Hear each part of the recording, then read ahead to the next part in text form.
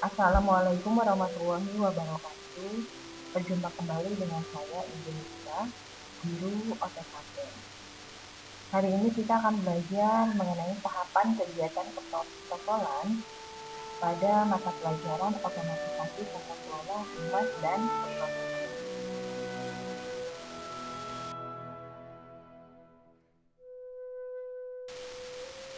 Tahapan kegiatan keprotokolan. Nah, berdasarkan peraturan Kepala Lembaga Administrasi Negara nomor 40 tahun 2015, kegiatan protokol meliputi yang pertama tahap persiapan, yang kedua ada tahap pelaksanaan tata tempat, yang ketiga pelaksanaan tata upacara bendera, yang keempat pelaksanaan tata upacara bukan upacara bendera, dan yang kelima ada pelaksanaan tata penghormatan. Untuk lebih jelasnya akan kita bahas pada slide berikutnya. Tahapan kegiatan keprotokolan yang pertama yaitu tahap persiapan. Yang pertama, menerima dan mengumpulkan informasi dari panitia penyelenggara terkait acara. Misalkan, yang pertama, maksud dan tujuan acara. Apa? Acara ini untuk apa diselenggarakan? Misalkan untuk memperingati 17 Agustus, Hari Kemerdekaan kita. Yang kedua ada daftar undangan. Siapa saja yang diundang dalam acara ini? Misalkan tadi kita akan memperingati hari peringatan ulang tahun Republik Indonesia 17 Agustusan. Nah, kita menyusun siapa aja yang akan diundang. Yang pertama misalkan kepala sekolah, kemudian guru-guru dan staf tata usaha, dan lain-lain. Atau misalkan kita ingin mengundang juga orang dari luar, misalkan dari dinas. Kemudian yang ketiga ada susunan acara. Susunan acara adalah kita membuat urutan awal acara sampai akhir acara agar acara ini terselenggara dengan baik, dengan terstruktur. Yang keempat ada tata tempat. Nah, tadi ketika kita membicarakan daftar undangan, maka kepala sekolah, kemudian tamu dari luar sekolah, misalnya dari dinas, kita tempatkan di tempat yang kita telah sediakan. Biasanya orang-orang penting itu kita akan berikan tempat di tempat yang paling depan, kemudian di depan meja, misalkan kayak gitu.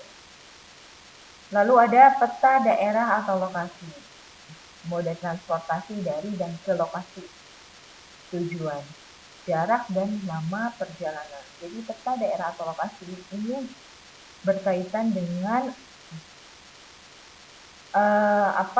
berkaitan dengan deskripsi tentang di mana lokasi acara ini akan diselenggarakan, sehingga orang-orang yang diundang ini tidak akan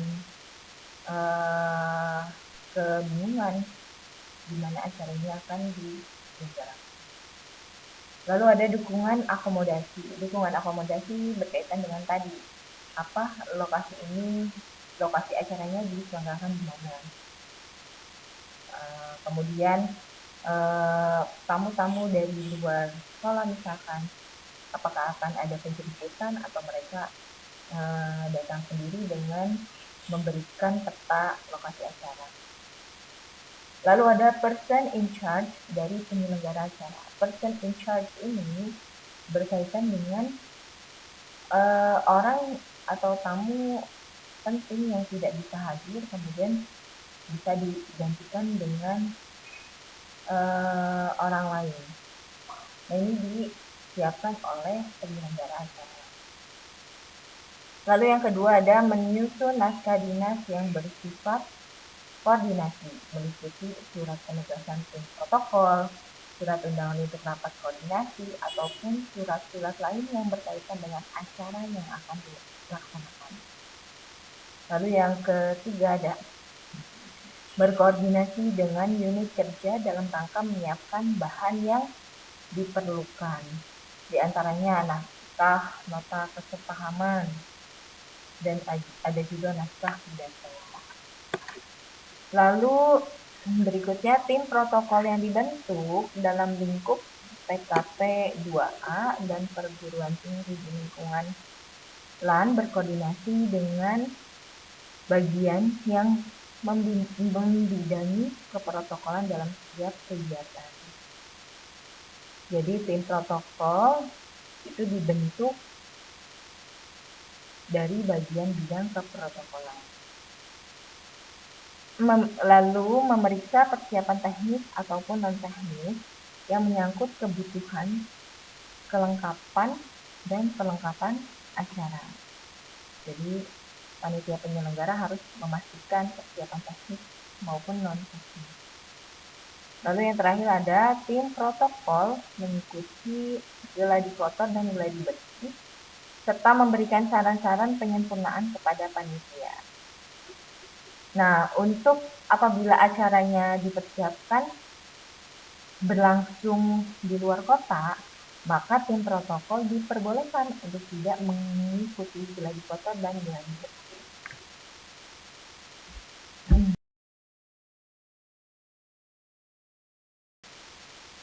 Yang kedua ada pelaksanaan tata tempat. Pada hakikatnya, tata tempat adalah ketentuan atau norma yang berlaku dalam hal penataan tempat duduk para pejabat. Tata tempat biasanya didasarkan pada kedudukan ketatanegaraan dari pejabat yang bersangkutan. Nah, pelaksanaan tata tempat meliputi hal-hal antara lain. Yang pertama, tata tempat untuk pejabat negara, pejabat pemerintah, perwakilan negara asing, atau organisasi internasional, dan tokoh masyarakat dalam acara kenegaraan atau acara resmi.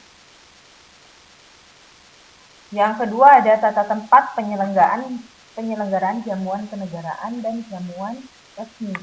Dan yang ketiga ada tata tempat penyematan tanda jasa dan kehormatan. Yang akan kita bahas yang pertama yaitu tata tempat untuk pejabat negara, pejabat pemerintah, perwakilan negara asing atau organisasi internasional, dan tokoh masyarakat. Nah,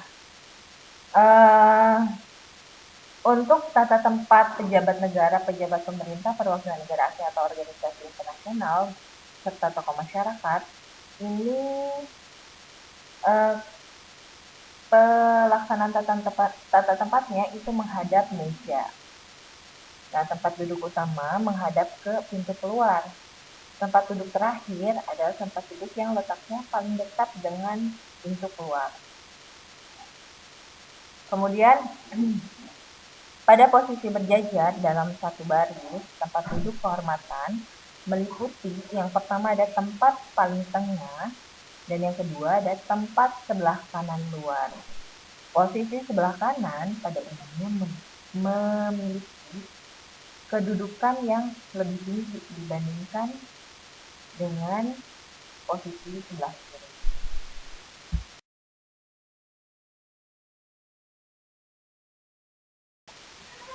Pelaksanaan tata tempat yang kedua yaitu tata tempat penyelenggaraan jamuan kenegaraan dan jamuan resmi. Jamuan kenegaraan adalah jamuan yang diperuntukkan bagi kepala negara dalam suatu kunjungan kenegaraan. Tata tempat pada jamuan kenegaraan yang dilaksanakan di ibu kota negara Republik Indonesia ditentukan berdasarkan beberapa jabatan. Di antaranya yaitu sebagai berikut. Yang pertama ada Presiden RI, kemudian ada Wakil Presiden RI, mantan Presiden dan mantan Wakil Presiden, lalu ada Ketua MPR, Ketua DPR, disusul oleh Ketua DPRD, lalu ada Ketua Badan Pemeriksa Keuangan, Ketua Mahkamah Agung, Ketua Mahkamah Konstitusi, kemudian ada Ketua Komisi Yudisial, lalu ada Perintis Pergerakan Kebangsaan atau Kemerdekaan, dan yang terakhir ada Duta Besar atau Kepala Perwakilan Negara Asing dan organisasi internasional. Jadi tata tempat penyelenggaraannya disesuaikan dengan jabatan yang paling tinggi sampai ke jabatan di bawahnya. Lalu yang kedua adalah jamuan resmi. Jamuan resmi adalah jamuan yang diperuntukkan bagi kepala pemerintahan dan pimpinan organisasi internasional dalam suatu kunjungan resmi. Nah, tata tempat jamuan resmi dalam lingkup provinsi didasarkan pada beberapa jabatan. Di antaranya gubernur, wakil gubernur, mantan gubernur, dan mantan wakil gubernur, sampai ke kepala bagian pemerintah daerah provinsi dan pejabat eselon. Nah, ini pelaksanaan tata tempatnya seperti yang sudah dijelaskan sebelumnya, bahwa dari jabatan yang paling tinggi sampai ke jabatan di bawahnya.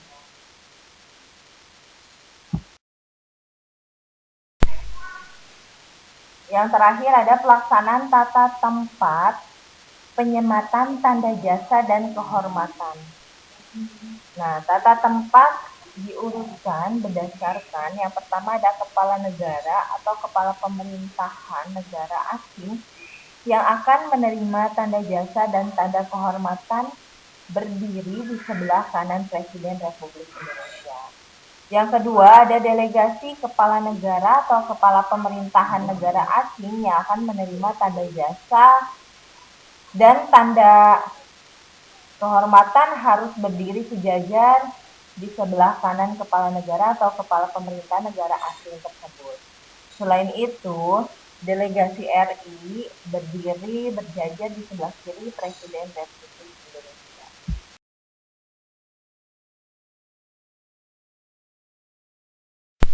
Selanjutnya ada tahapan penyelenggaraan keprotokolan. Yang ketiga adalah pelaksanaan tata upacara bendera. Nah, pelaksanaan tata upacara bendera didasarkan atas beberapa hal, diantaranya yaitu apa jenis acara peringatannya, kemudian bagaimana tata lagu kebangsaan, lalu ada tata pakaian, tata tempat atau pos petugas, kelengkapan dan perlengkapan upacara bendera. Nah, yang pertama ada jenis acara peringatan. Jadi upacara bendera itu tidak hanya dilakukan pada peringatan Hari Kemerdekaan, tetapi juga peringatan hari besar lainnya. Jenis acara peringatan yang memerlukan upacara bendera diantaranya ada peringatan ulang tahun atau hari lahir proklamasi kemerdekaan Republik Indonesia. Yang kedua ada peringatan hari besar nasional seperti Hari Pendidikan Nasional atau Hari Kesaktian Pancasila. Yang ketiga ada peringatan ulang tahun atau hari lahir lembaga negara. Yang keempat ada peringatan ulang tahun atau hari lahir instansi pemerintah, dan peringatan ulang tahun atau hari lahir provinsi, kabupaten, atau kota. Nah, ini adalah jenis acara-acara yang memerlukan pelaksanaan upacara bendera. Lalu yang kedua ada tata lagu kebangsaan. Dalam pelaksanaan upacara bendera di Indonesia, tata lagu kebangsaan meliputi hal-hal seperti pengibaran atau penurunan bendera negara yang harus diiringi dengan lagu kebangsaan Indonesia Raya. Lalu ada iringan lagu kebangsaan Indonesia Raya dalam pengibaran atau penurunan bendera negara yang dilakukan oleh korps musik dengan iringan genderang dan perangkat alat musik. Selama acara pengibaran atau penurunan bendera berlangsung, seluruh peserta upacara mengambil sikap sempurna dan memberikan penghormatan menurut keadaan sekitar. Lalu, apabila upacara bendera tidak dilengkapi dengan keberadaan korps musik, maka pengibaran atau penurunan bendera negara diiringi dengan lagu kebangsaan Indonesia Raya yang dinyanyikan oleh seluruh peserta upacara, yang biasanya kita lakukan pada saat upacara hari Senin. Lalu yang keempat ada lagu kebangsaan Indonesia Raya yang diperdengarkan saat pengibaran atau penurunan bendera negara. Tidak boleh berasal dari rekaman suara, baik dari tape recorder maupun piringan, seperti cakram padat dan piringan besar. Dengan kata lain, lagu tersebut harus diperdengarkan secara langsung melalui nyanyian peserta upacara ataupun korps musik. Jadi lagu Kebangsaan Indonesia Raya ini tidak boleh diperdengarkan dari rekaman-rekaman, melainkan harus dari korps musik atau petugas musik dan atau dari peserta upacara. Lalu yang ketiga ada tata pakaian. Tata pakaian yang harus dipatuhi oleh peserta upacara bendera adalah sebagai berikut. Yang pertama ada pakaian yang harus dikenakan oleh kelengkapan upacara, diantaranya seragam korpri, yaitu celana atau rok bagi perempuan berwarna biru tua yang dilengkapi dengan lencana korpri, ataupun seragam khusus yang ditentukan oleh perwira upacara sesuai dengan sifat atau tema upacara. Seragam khusus tersebut juga dilengkapi dengan tanda pengenal, sepatu hitam, dan atribut. Lalu yang kedua ada pakaian yang dikenakan oleh inspektur upacara adalah seragam korpri atau pakaian sipil lengkap. Nah, itu adalah tata pakaian yang harus digunakan. Kemudian yang keempat ada tata tempat atau pos petugas. Dalam penyelenggaraan upacara bendera, terdapat pihak-pihak yang ditunjuk sebagai petugas dalam upacara tersebut.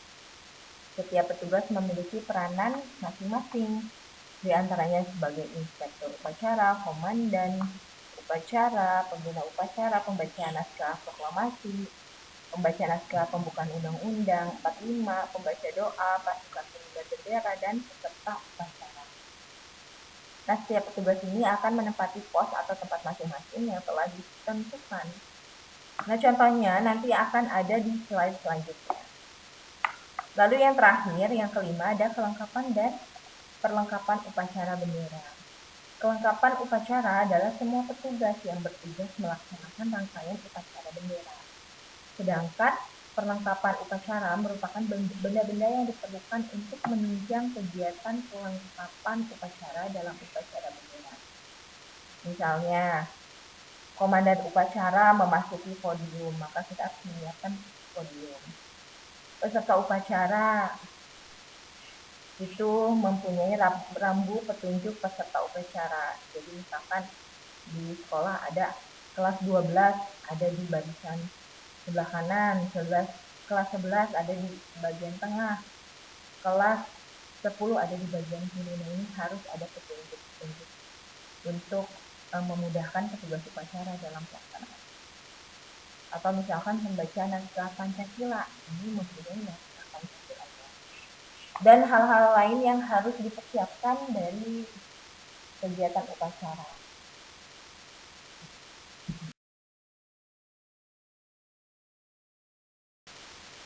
Berikut ini adalah ilustrasi tata tempat dalam kegiatan upacara bendera di universitas ataupun di sekolah. Nah, yang kotak bagian A itu ada pembina upacara. Kemudian ada di kotak bagian B itu biasanya diisi oleh anggota universitas, atau kalau di sekolah itu adalah dewan guru dan staf tata usaha. Kemudian di bagian C itu ada petugas upacara yang meliputi ada ketua acara dan pembaca naskah. Di bagian D ada pasukan pengibar bendera, kemudian di bagian E kelompok paduan suara. Lalu di bagian F itu ada pemimpin upacara dan di bagian D adalah peserta upacara. Nah, ini hanya sebatas ilustrasi. Nah, semuanya dikembalikan lagi pada pada bentuk dari lapangan yang tersedia di sekolah atau di lembaga-lembaga pemerintah atau organisasi. Jadi tentukan berdasarkan keadaan lingkungan sekitarnya.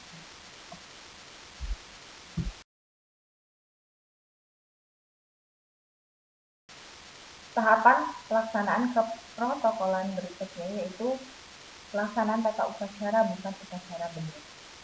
Ada upacara penyerahan surat, upacara penyerahan tanda jasa atau tanda kehormatan, kemudian ada upacara pengambilan sumpah atau jabatan PNS, lalu ada upacara pelantikan dan serah terima jabatan, ada upacara penandatanganan nota kesepahaman atau perjanjian kerjasama luar negeri, upacara penandatanganan perjanjian kerjasama dalam negeri, upacara peresmian gedung, upacara pengantaran perjanjian kerjasama jenazah, upacara pembukaan rapat, kerja, workshop, seminar, dan sebagainya. Mungkin kalian pernah lihat di TV ada upacara pelantikan dan serah terima jabatan. Di situ ada jabatan sebelumnya memberikan jabatannya ke pejabat baru. Nah, itu adalah upacara pelantikan dan serah terima jabatan. Atau mungkin kalian pernah juga melihat ada prajurit kita yang gugur, kemudian proses pemakaman jenazahnya menggunakan prosesi tertentu sesuai dengan pelaksanaan keprotokolan di bidangnya. Nah, itu adalah upacara pengantaran penjemputan. Jadi ini adalah pelaksanaan tata upacara, bukan upacara bendera, di mana di dalamnya tidak ada prosesi kenaikan maupun penurunan bendera.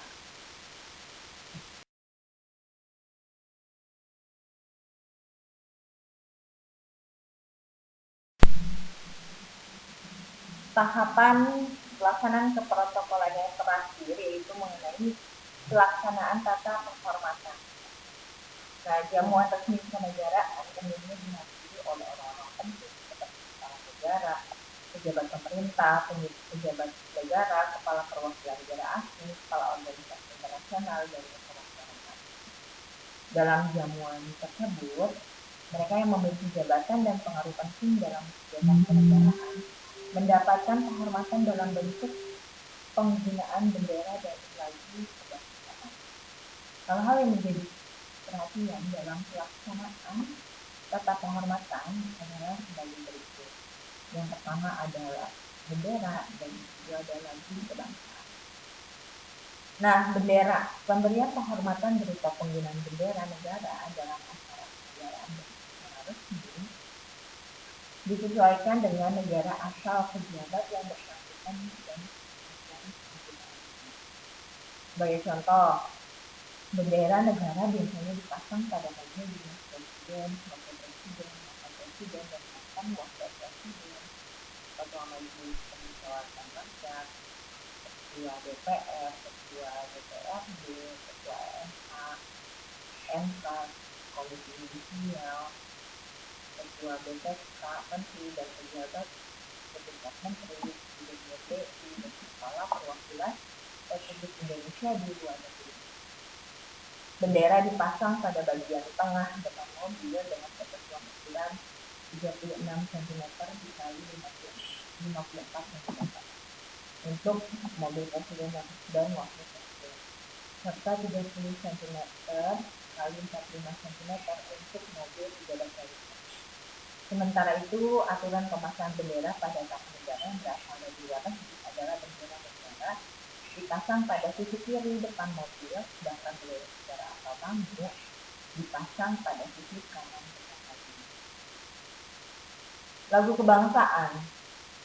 Nah, pemberian penghormatan menggunakan lagu kebangsaan dalam acara kenegaraan dan acara resmi dilaksanakan sesuai dengan kedudukan pejabat yang bersangkutan.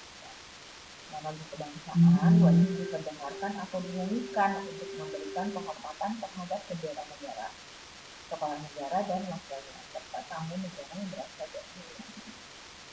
Ketika lagu kebangsaan diperdengarkan, seluruh pihak yang terlibat dan kegiatan wajib berdiri dan memberikan sikap hormat. Dan biasanya lagu kebangsaan diperdengarkan dalam beberapa pertemuan, di antaranya yaitu ada jamuan resmi kenegaraan, lalu ada upacara kedua dalam pertemuan.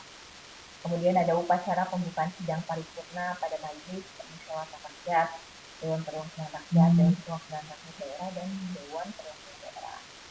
Kemudian ada acara atau kegiatan olahraga internasional, lalu ada acara atau konferensi ilmu pengetahuan teknologi internasional yang dilaksanakan di Indonesia, serta acara penyerahan surat-surat kepercayaan berita-berita luar biasa dan berita penting atau ADBP atau kepala perwakilan negara asing kepada Presiden Republik Indonesia.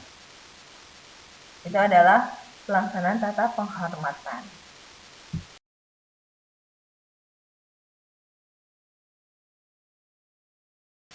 Demikian pembahasan mengenai tahapan kegiatan keprotokolan. Ini adalah materi akhir dari memahami kegiatan keprotokolan. Nah, sedikit yang saya ambil dari quote yang mungkin akan bisa menginspirasi kalian. The mind is just like a muscle, the more you exercise it, the stronger it gets and the more it can expand. Jadi otak kamu, pikiran kamu ini seperti otot yang apabila kita terus latih ini, otot kalian ini akan semakin kuat.